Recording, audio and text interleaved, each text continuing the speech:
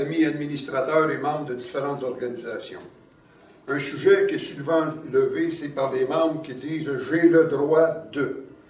Ou les administrateurs qui se posent la question, est-ce qu'ils ont le droit ou on ne devrait pas leur donner le droit? On va essayer d'éclaircir ça ensemble. C'est pour ça que cette diapo s'appelle « Droit des membres ». Une fois que vous avez obtenu des lettres patentes, le Code civil vous reconnaît comme une personne morale sans but lucratif. Et automatiquement, vous êtes relié à la loi sur les compagnies et au Code civil. Mais par contre, il faut se rappeler que vous êtes une personne morale de droit privé, ce qui fait une grosse différence entre nous et ceux qui sont de droit public. Le droit des membres, on va les énumérer, après ça, on va les regarder ensemble comment on est venu à bout d'établir ça. Les membres ont le droit d'être convoqués à toutes les assemblées générales, qu'elles soient extraordinaires ou annuelles. Ils ont le droit d'examiner le bilan financier lors de l'assemblée générale annuelle, ou bien sûr le rapport du vérificateur des comptes.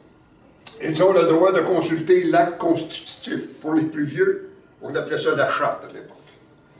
Et d'en faire des extraits. Et ça, c'était très important, le mot d'en faire des extraits. Oui, aujourd'hui, on est en 2021 et ils ont tous un téléphone avec lequel ils peuvent prendre des photos. Oui, ils ont le droit de faire des extraits. Droit de consulter les règlements généraux et d'en faire des extraits. Ça leur appartient par la loi. Droit de consulter la liste des administrateurs et d'en faire des extraits. Ça existe déjà. Par contre, on peut surveiller et dire qu'ils ont juste à aller au registre des entreprises où toutes ces informations-là sont publiques. Le droit de consulter la liste des membres et d'en faire des extraits, oui, ils sont autorisés à le faire. Et le droit de consulter le ou les livres d'hypothèque et d'en faire des extraits. Maintenant, ensemble, on va aller vérifier ce que la loi nous dit.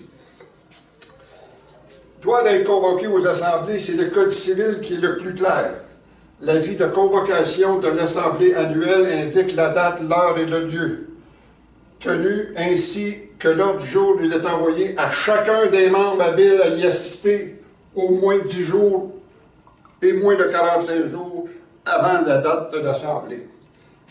L'important, c'est à chacun des membres habiles. Tous les membres ont le droit d'être invités ou convoqués à cette assemblée.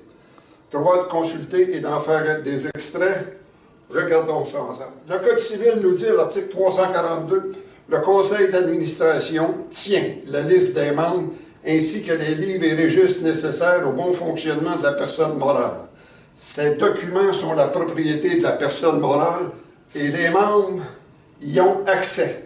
On vient d'établir que les membres ont accès à certains livres. La loi sur les compagnies va être un petit peu plus claire là-dessus. La loi sur les compagnies, pour venir à bout de comprendre la loi des compagnies, c'est la loi sur les sociétés par action.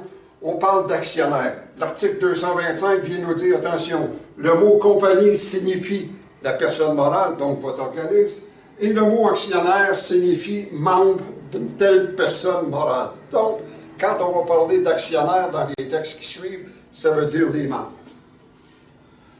L'article 106 de la loi sur les compagnies. Les livres et registres mentionnés aux articles 104, 105 peuvent être consultés au siège social de la compagnie. Je vous laisse faire ça. Et l'actionnaire, on vient de déterminer que c'est un membre, il est permis à l'actionnaire ou au créancier d'en faire des extraits. J'ai mis ça en premier pour qu'on mette ça clair. Là.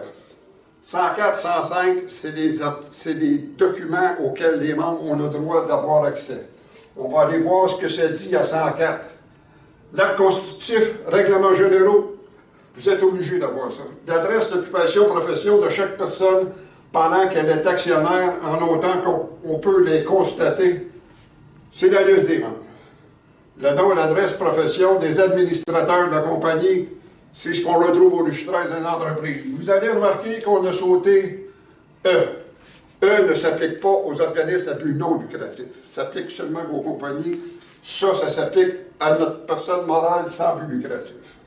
Loi sur les compagnies. L'article 105, toute compagnie doit tenir un registre des hypothèques.